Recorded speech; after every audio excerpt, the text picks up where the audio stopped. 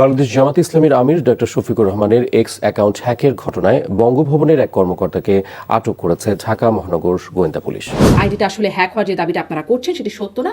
এই পোস্টটা জামাত আমিরেরই পোস্ট। যে একটা রাজনৈতিক দলের প্রধান নির্বাচনের 12 দিন আগে মহিলাদেরকে এরকম অশ্লীল ভাষায় গালি দেবেন, তাহলে পরে এরা নির্বোধ। নারীরা শীর্ষ নেতৃত্ব বা আমির জামাতের আমির হতে পারবেন না। 1 ঘন্টার ব্যবধানে এই জিনিসটা প্রতিবাদ জানানো হয়েছে। ইনশাআল্লাহ তাদের সমস্ত ষড়যন্ত্র ব্যর্থ হয়ে যাবে। তো কোনো বলার বিষয় নেই, এটা তো অতি সাধারণ জিনিস যে একটা ফেক একটা বক্তব্য এসছে। সেনাবাহিনী নাকি বিএনপির তারেক রহমানের পা চেটে দিচ্ছে, বললেন ঢাকা 17 আসনের জামায়াত প্রার্থী খালিদুজ্জামান। বাংলাদেশ জামায়াতে ইসলামীর আমির ডক্টর শফিকুর রহমানের এক্স অ্যাকাউন্টের পর এবার দলটির সেক্রেটারি জেনারেল মিয়া গোলাম পরোয়ারের এক্স অ্যাকাউন্ট হ্যাকের অভিযোগ উঠেছে। বহুত বড় বড় অফিসাররা আদর্শে পাশে অফিসে পরে আমাদের জায়গা আমরা কিছু বলি নাই। যে স্ক্রিনশটটি নিয়ে যে পোস্টের স্ক্রিনশট, সেই স্ক্রিনশটটা নেওয়া হয়েছিল মাত্র 1 মিনিটের ব্যবধানে। সো 1 মিনিটের ব্যবধানে স্ক্রিনশট নিয়ে সেটা এই সময় চালিয়েছে। সো আমরা বুঝতে পারি এই সব জিনিস তাদের মানে প্ল্যান ওয়েতে তারা করেছে। তারা এই আইডি পাসওয়ার্ডটা চেঞ্জ করে নাই। আপনারা জানেন সেশন যদি হ্যাক করে তাহলে পরে এটা আইডি পাসওয়ার্ড ওখানে মানে যে কোনো সময় তারা এই ডিভাইসের মধ্যে ঢুকতে পারে। বেশ কিছুদিন ধরেই জামায়াতে ইসলামীর আমির ডক্টর শফিকুর রহমানের টুইটার অ্যাকাউন্ট হ্যাক হওয়ার দাবি নিয়ে চলছে ব্যাপক আলোচনা ও বিতর্ক। সামাজিক যোগাযোগ মাধ্যমে বিষয়টি নিয়ে নানা প্রশ্ন উঠলেও এর মধ্যেই নতুন করে আলোচনার কেন্দ্রে এসেছে ঢাকা 17 আসনের জামায়াত প্রার্থী ডাক্তার এস.এম. খালিদুজ্জামানের সেনাবাহিনীর সঙ্গে বাগবিতণ্ডায় জড়িয়ে পড়ার ঘটনা। এই ঘটনার রেশ কাটতে না কাটতেই আরও চাঞ্চল্যকর দাবি সামনে এসেছে, জামায়াতের সেক্রেটারির টুইটার অ্যাকাউন্টও নাকি হ্যাক হয়েছিল। তবে এখানেই গল্পে আসে নতুন মোড়। বঙ্গভবন থেকে সেই হ্যাকারকে শনাক্ত ও আটক করার পর একে একে বেরিয়ে আসতে শুরু করে ভেতরের সব তথ্য। আর তাতেই প্রশ্ন উঠছে, এই ধারাবাহিক ঘটনাগুলোর পেছনে আসলে কারা রয়েছে? জামায়াতের সঙ্গে ঘটা এসব বিতর্কিত ঘটনার নেপথ্যের মাস্টার মাইন্ড কে? পরিকল্পিতভাবেই কি এসব ঘটানো হচ্ছে, নাকি এটি নিছকই কাকতালীয়?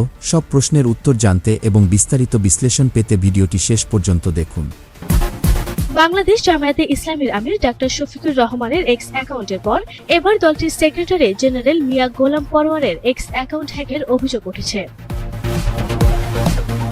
অ্যাকাউন্ট হ্যাক প্রসঙ্গে মঙ্গলবার 3 ফেব্রুয়ারি বিবৃতি দিয়েছেন জামায়াতের সহকারী সেক্রেটারি জেনারেল এবং কেন্দ্রীয় মিডিয়া এবং প্রচার বিভাগের প্রধান অ্যাডভোকেট আহসানুল মাহবুব জুবায়ের। তীব্র নিন্দা ও প্রতিবাদ জানিয়ে বিবৃতিতে বলা হয়, ষড়যন্ত্রের অংশ হিসেবে একের পর এক জামায়াতে ইসলামী নেতাদের সোশ্যাল মিডিয়া অ্যাকাউন্টে হামলা চালানো হচ্ছে। সাম্প্রতিক সময়ে সম্মানিত আমিরের জামায়াতের এক্স অ্যাকাউন্টে হামলা করা হয়। এরই ধারাবাহিকতায় ষড়যন্ত্রকারী দুর্বৃত্তরা বাংলাদেশ জামায়াতে ইসলামীর সেক্রেটারি জেনারেল ও সাবেক সংসদ সদস্য মিয়া গোলাম পরোয়ারের এক্স আইডি হ্যাক করা হয়েছে। বিবৃতিতে বলা হয়, দুষ্কৃতিকারীরা রাত 8:31 দিকে অ্যাকাউন্টটিতে ডিভাইস হ্যাকিং এর মাধ্যমে একটি পোস্ট দেয়। বিষয়টি কেন্দ্রীয় সোশ্যাল মিডিয়া টিমের নজরে এলে সঙ্গে সঙ্গে সেটি ডিলিট করা হয়। এ বিষয়ে দ্রুত আইনি ব্যবস্থা গ্রহণ করা হবে। দুষ্কৃতিকারীরা যতই ষড়যন্ত্র করুক না কেন, ইনশাল্লাহ খুব দ্রুত সময়ের মধ্যে তাদের পরিচয় জাতির সামনে উন্মোচিত হবে। যারা এহেন গুরুতর অপরাধে লিপ্ত, তারা যতই ক্ষমতাধর হোক না কেন, তাদের বিরুদ্ধে ব্যবস্থা গ্রহণ করার জন্য প্রশাসনের দৃষ্টি আকর্ষণ করছে বলে বিবৃতিতে উল্লেখ করেন এহসানুল মাহবুব জুবায়ের। তারা প্রচারণা চালিয়েছে যে স্ক্রিনশটটি নিয়ে, যে পোস্টের স্ক্রিনশট, সেই স্ক্রিনশটটা নেওয়া হয়েছিল মাত্র 1 মিনিটের ব্যবধানে। সো 1 মিনিটের ব্যবধানে স্ক্রিনশট নিয়ে সেটা এই সময় চালিয়েছে। সো আমরা বুঝতে পারি এই সব জিনিস তাদের মানে প্ল্যান ওয়েতে তারা করেছে। তারা এই আইডির পাসওয়ার্ডটা চেঞ্জ করে নাই। আপনারা জানেন সেশন যদি হ্যাক করে তাহলে পরে এটা আইডি পাসওয়ার্ড ওখানে মানে যে কোনো সময় তারা এই ডিভাইসের মধ্যে ঢুকতে পারে। তারা হয়তোবা এইটাই করেছে যে পাসওয়ার্ড না চেঞ্জ করে তারা নিজেরা এবার রেখেছে যে পরবর্তীতে জামাত ইসলামীকে দোষারোপ করা যায়, মিথ্যা অপবাদ দেওয়া যায়।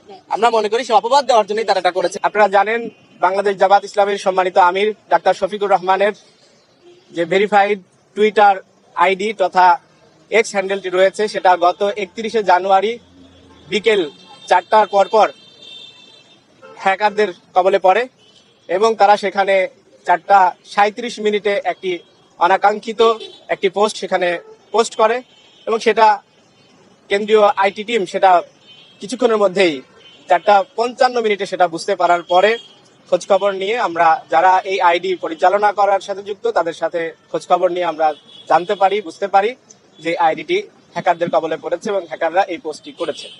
তাৎক্ষণিকভাবে উদ্যোগ নেওয়ার মধ্য দিয়ে 5টা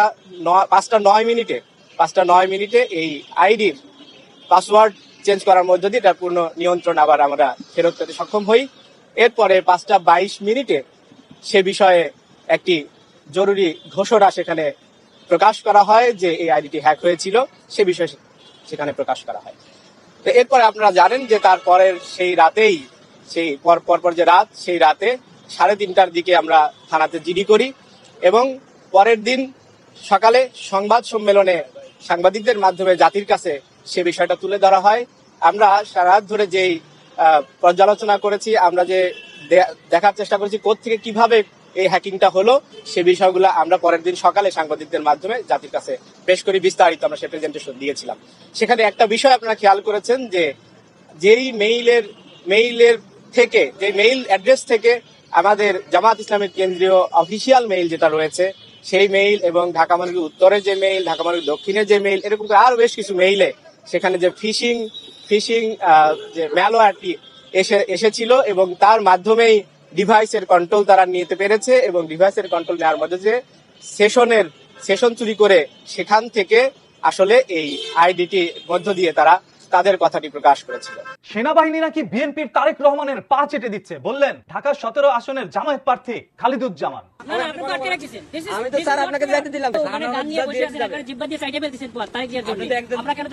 কিছুক্ষণ আগে খালিদুজ্জামান ঢাকার ক্যান্টনমেন্ট দিয়ে গাড়ি নিয়ে বেরোতে নিচ্ছিল, তখন সেনাবাহিনী তার পথ রোধ করে গাড়ি থেকে তাকে বের করে নিয়ে আসেন এবং তাকে সার্চ করে তার সাথে গানম্যান পান, যার সাথে একটি গান রয়েছিল। তখন সেনাবাহিনী বলল, আপনি এই গান নিয়ে ক্যান্টনমেন্টের ভিতরে যেতে পারবেন না, কারণ আমাদের একটি নিয়ম আছে, সেই নিয়ম শৃঙ্খলা ভঙ্গ করে আপনি এটা করতে পারেন না।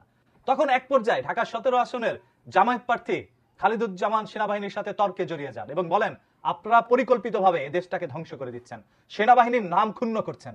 কিছু সংখ্যক সেনাবাহিনীর কর্মীরা নাকি জনাব তারেক রহমানের জন্য কাজ করছে, গোপনে তারা চাচ্ছে যেন তারেক রহমানই এই দেশটাকে নিয়ন্ত্রণে নিয়ে আসে। এইভাবে একের পর এক মন্তব্য করতে থাকে জামায়াতের প্রার্থী খালিদুজ্জামান। তবে সেনাবাহিনীও তার সাথে কোনো ধরনের বাজে আচরণ করেনি, শুধু কথা একটাই, গানম্যান নিয়ে আপনি ভিতরে যেতে পারবেন না। এরপর বড় কোনো অফিসারকে কল দিয়ে সেনাবাহিনী ধরিয়ে দেয় সেই জামায়াতের প্রার্থীকে এবং সেও তাকে বলে গানম্যান নিয়ে আপনি যেতে পারবেন না। তারপরও কোনোভাবেই তিনি সেটা মানছেন না। তিনি বলছেন, তার অভিযোগ, তারেক রহমান এই ক্যান্টনমেন্ট দিয়ে গানম্যান সহ যেতে পারলেও তিনি কেন যেতে পারবেন না। এখন তারেক রহমান কি আসলে ক্যান্টনমেন্টের ভিতর দিয়ে গানম্যান নিয়ে প্রবেশ করেছিল? এরকম কোনো তথ্য প্রমাণ কি আপনাদের কাছে আছে? যদি থাকে কমেন্ট করে জানাবেন, কারণ আমরা চাই না এখানে বৈষম্য হোক। এই বৈষম্য বিরোধী আন্দোলনই কিন্তু হয়েছিল 2024 সালে। তো প্রিয় দর্শক, জামায়াত ইসলামের ধারাবাহিক এমন কর্মকাণ্ড নিয়ে আপনাদের কি বক্তব্য? প্রথমেই জামায়াত আমিরের টুইটার অ্যাকাউন্ট হ্যাক, তারপর ঢাকা 17 আসনের জামায়াত প্রার্থী সেনাবাহিনীর সাথে বাকবিতণ্ডায় জড়ালেন, তারপর আবার সেক্রেটারির টুইটার অ্যাকাউন্ট হ্যাকের দাবি। এই বিষয়গুলো নিয়ে আপনাদের কি মন্তব্য তা অবশ্যই আমাদের কমেন্ট করে জানাতে বলবেন না। আর হ্যাঁ, আপনি যদি আমাদের এই চ্যানেলে নতুন দর্শক হয়ে থাকেন তাহলে অবশ্যই চ্যানেলটি সাবস্ক্রাইব করে বেল বাটনটি অন করে রাখবেন। আজকের মতো এখানেই বিদায় নিচ্ছি, দেখা হচ্ছে পরবর্তী কোনো একটি আপডেট নিয়ে। ভালো থাকবেন সবাই, ধন্যবাদ সবাইকে।